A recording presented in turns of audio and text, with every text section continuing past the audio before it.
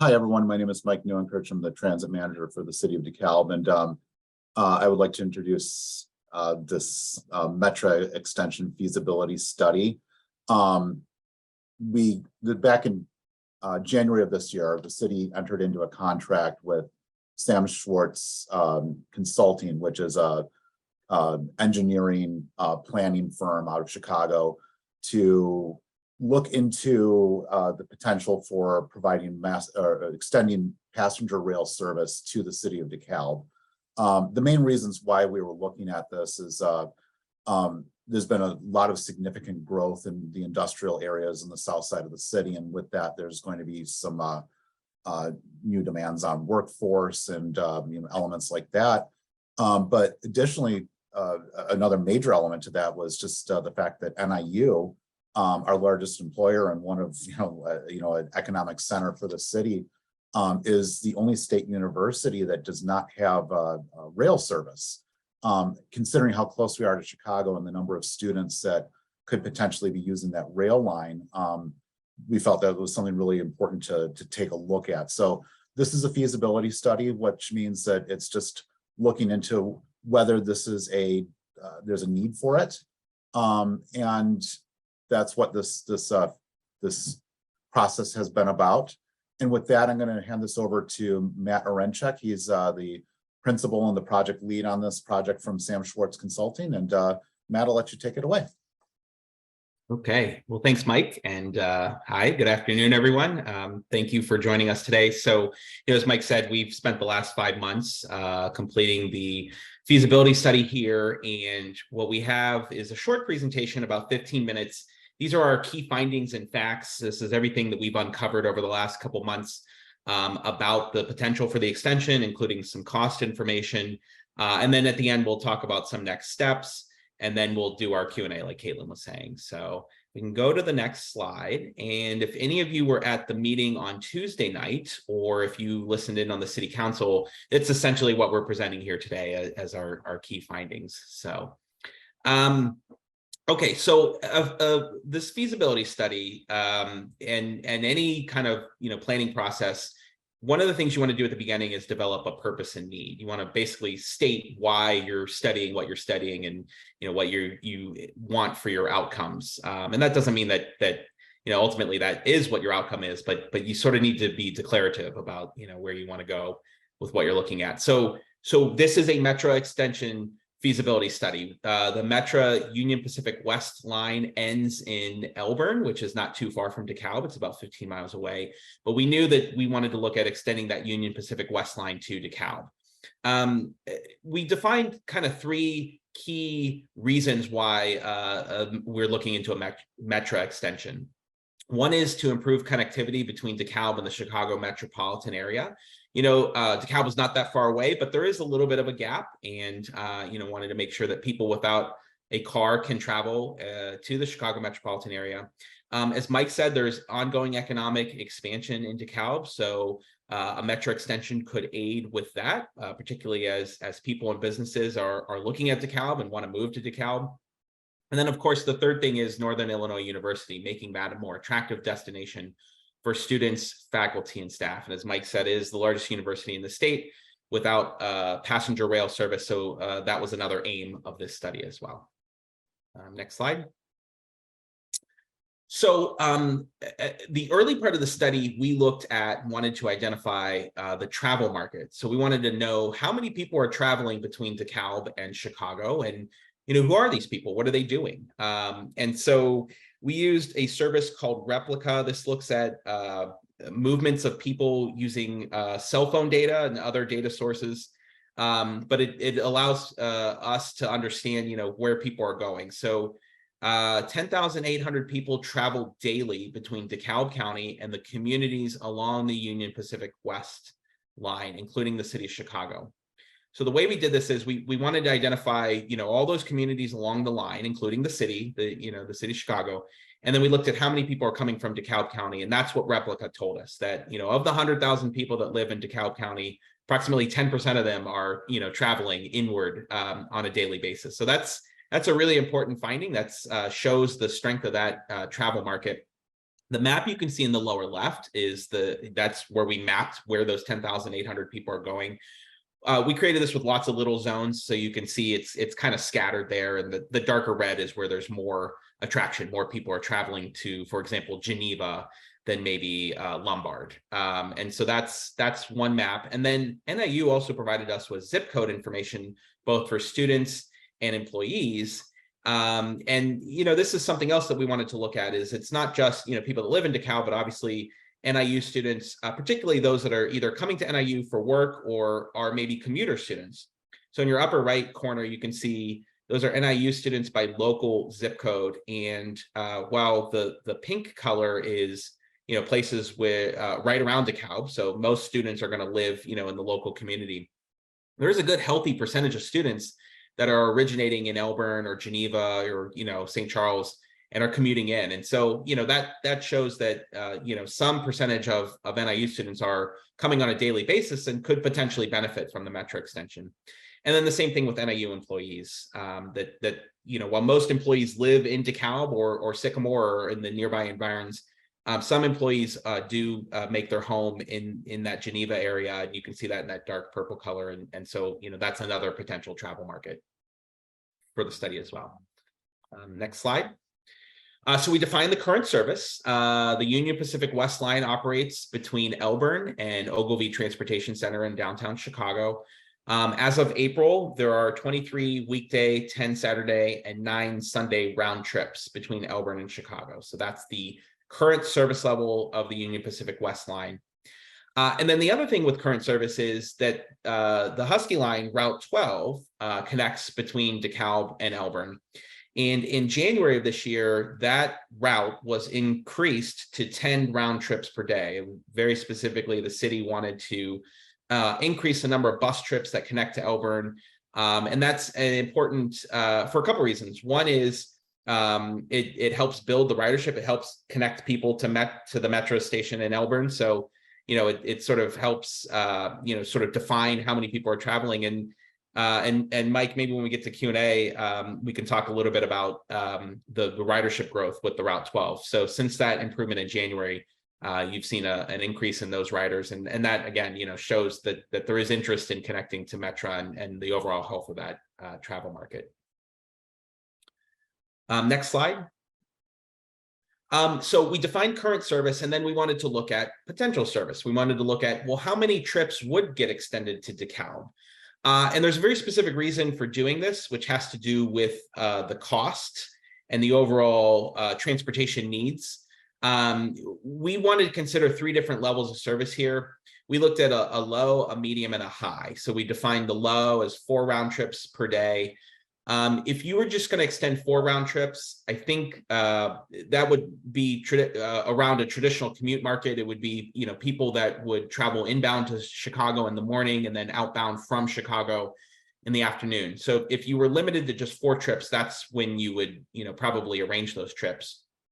When you get into medium and high, where you've got maybe 12 round trips per day or 16 round trips per day, then you can have more, you're connecting more trips to DeKalb, but you can have more flexibility in your schedule.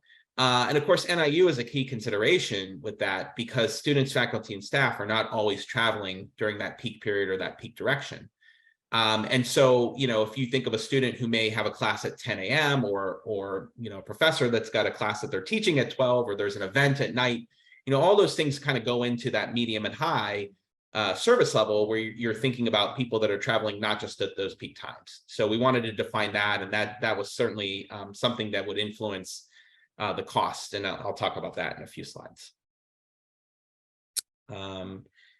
Another thing we wanted to look at was potential ridership. So, as we started to define, the potential benefits, we did a high-level estimate. We started again with that replica data, those 10,800 people that are traveling each day to the Chicago metropolitan area. And then what we did is we applied an analysis to figure out, well, how likely would those people be to take public transportation, or what percentage of those people would be likely to take public transportation. What we ended up estimating is that there are 259 potential daily trips on weekdays and 189 daily trips on weekends. This ridership estimate did not account for the different service levels. So, going back to the previous slide, the low, medium, and high, we didn't look at how offering more service would impact how many people would potentially ride the extension. And that would be something that in a next phase of study you would want to get into, is a little bit more specificity about, how many people are riding at different service levels, and what is that, exact benefit that you may uncover if you ran more service. Next slide here. So key stakeholders. So after we did ridership, then we started to get into costs. And, there's a couple of different really important stakeholders here, 3 of them, that would need to agree to the extension to make it a reality. One is Union Pacific. So, if you live in DeKalb, you know that those train tracks go right through the middle of town. That's Union Pacific, and they run a lot of freight through DeKalb. And they own that track between Elburn and DeKalb. And so any sort of agreement to extend the service would require Union Pacific to agree and to allow the use of their track. So that's one key stakeholder. The next one is Metra. Of course, Metra operates the Union Pacific West line. So and Metra would be the operator for any sort of extension to DeKalb. So they are a second important stakeholder. And then the third one is Chicago RTA, which RTA is the transit administrator for the Chicago region. They're the ones that collect the tax money that pays for the Metra service. And RTA would have to agree as well as part of the extension. And so, Metra and RTA kind of go together, but those 2 stakeholders are important in terms of, how this would go and next steps down the road. So we developed some costs. We developed operating costs. Operating costs are the annual cost of operating the service. So this is money that would have to be paid to Metra in order to pay for the conductors that operate the trains, and then all of the maintenance that would go into maintaining vehicles or maintaining track. All of that would go to Metra. And so what we wanted to look at is what is the incremental cost of operating the service. So, Metra's budget is in the hundreds of millions of dollars for the entire system. The DeKalb extension would be just a tiny little piece of that.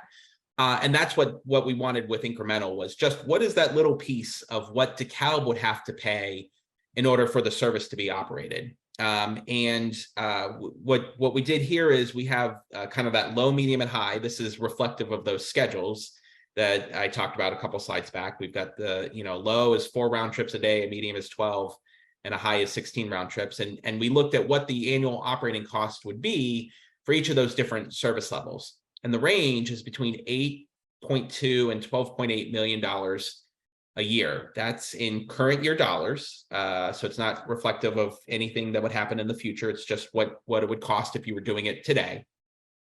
So as an example, if you were operating the medium schedule with 12 daily round trips, the cost is approximately $11 million annually. So that's money that DeKalb would have to come up with in order to pay into the system and operate the system.